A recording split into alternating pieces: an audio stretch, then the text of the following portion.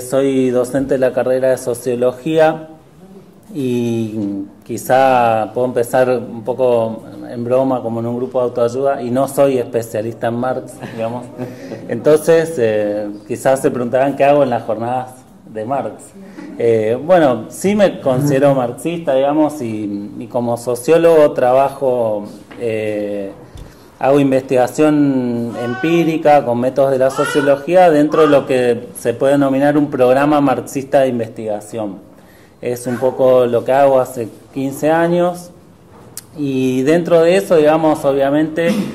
la obra de Marx funciona como una inspiración, como una guía y como un marco conceptual para poder comprender y explicar fenómenos contemporáneos, digamos, con los métodos que nos brinda la ciencia social, en este caso la sociología. Y elegí para hablar hoy un texto breve que se llama Trabajo asalariado y capital, por un par de razones. La primera razón es que conceptualmente explica de una manera muy clara un aspecto central de lo que podemos llamar un programa marxista de investigación, que es el tema de definir a las clases sociales a partir del concepto de explotación. Siempre digo yo también en mi clase, digamos, que para investigar la desigualdad social en las sociedades capitalistas contemporáneas no lo podemos hacer si no tomamos en cuenta las clases sociales como factor principal de explicación de esa desigualdad. Y si lo hacemos desde una perspectiva marxista, no podemos definir las clases sociales si no tenemos un concepto de explotación. Así que este texto también tiene una característica pedagógica para mí, que es que si alguien quiere aprender a investigar o quiere tomar una clase sobre cómo investigar en el marxismo, explica muy bien esta característica, esta definición de las clases sociales basadas en una teoría de la explotación. Y en el texto aparecen algunas cuestiones que conocemos de Marx, que son fundamentales para el concepto de clase social, que todo lo que hayamos hecho alguna sociología general, a mí me tocó con Forte, pero también sé que Lucas lo explica muy bien, que para Marx la sociedad empieza a existir cuando hombres y mujeres entre sí, durante el proceso de transformación creativa de la naturaleza, generan estas relaciones, es decir, el trabajo tiene un lugar central en la teoría de Marx y obviamente en las teorías de las clases de Marx.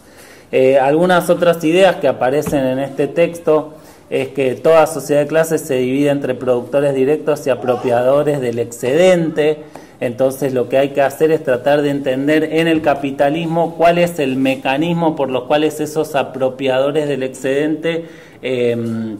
extraen ese excedente de los productores directos, y ahí empieza la parte más importante para mí del texto como herramienta pedagógica para que los estudiantes entiendan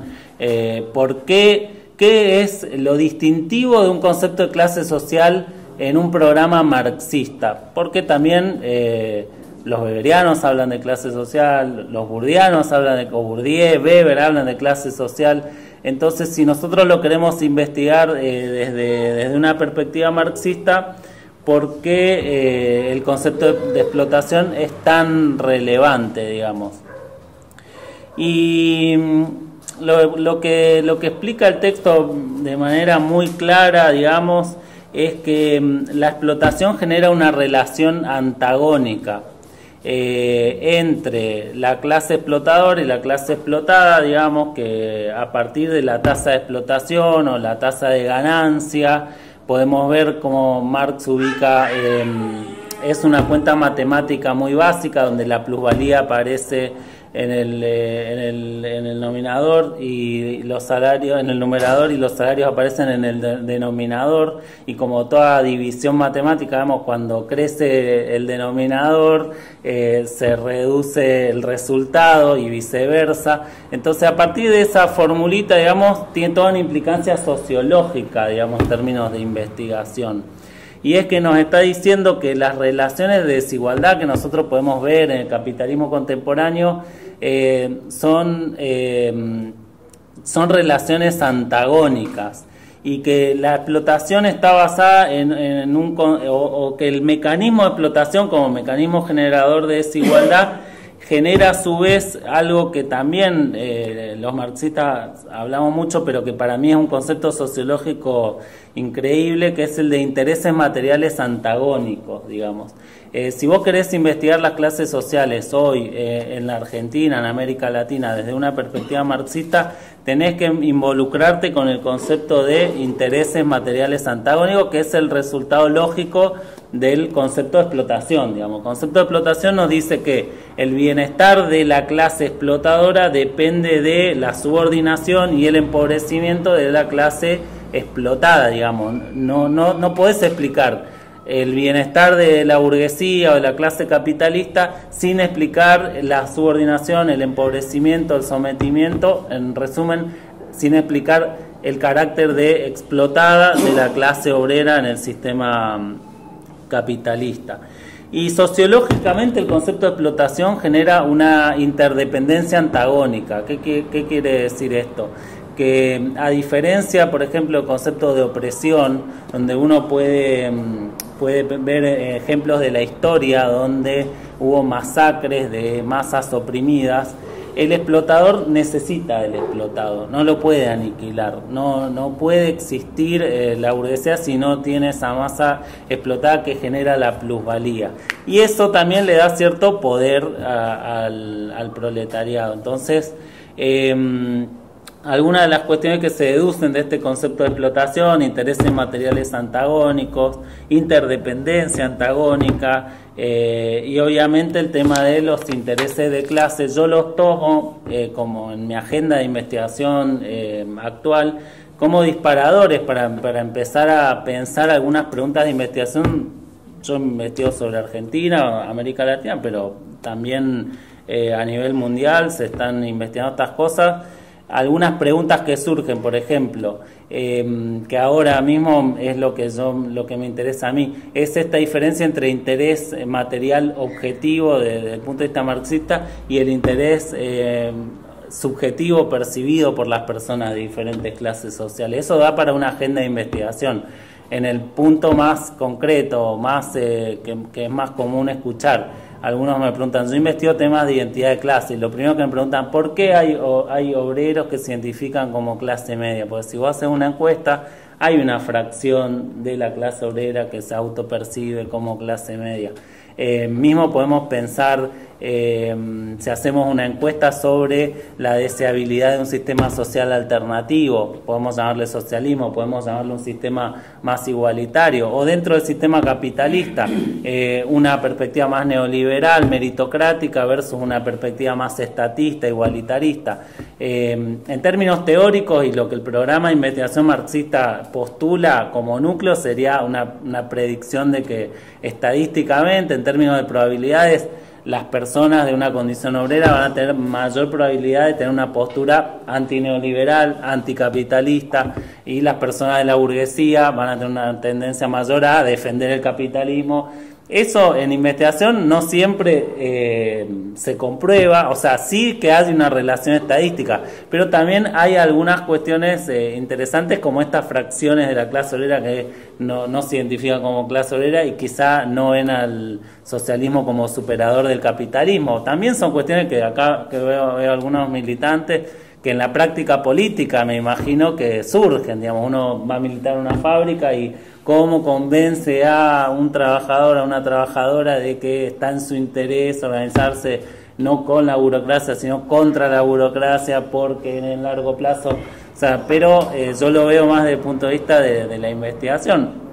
Otras cuestiones que se debate mucho actualmente, salieron muy fuerte a decir en los últimos años que el proletariado informal es una nueva clase social. Entonces, que tiene intereses, identidades, experiencias y estrategias colectivas diferentes del proletariado formal, donde el proletariado formal pasaría a ser como una especie de aristocracia en América Latina. Bueno, yo lo que me propongo desde mis investigaciones, a partir de un concepto de explotación, de un concepto de interés de clase, es ver los vínculos entre los trabajadores formales, los trabajadores informales, vínculos tanto que se pueden dar en identidades de clase como en estrategias de acción colectiva, y sí defendiendo un núcleo teórico que, como les dije, en este caso sería la clase social, explicación primordial de la desigualdad, la teoría de la explicación de la explotación, explicación o definición de las clases sociales. Así que bueno, tomé este texto, que es un texto de difusión, que se escribió en 1849, marzo del 49, circula entre nosotros con un prólogo de Engels del año 1891, y circula mucho en internet, en marxist.org,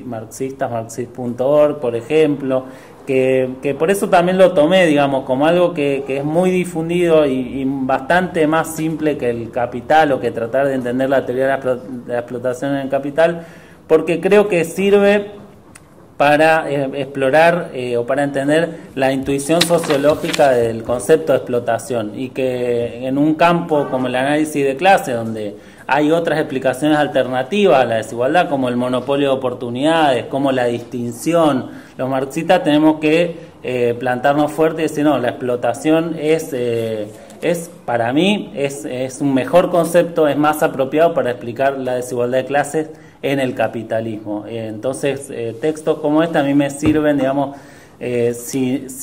bien quizá, como dije al principio, hay muchos especialistas en la obra de Marx que por ahí encontrarán otros mejores, otros con otras sutilezas.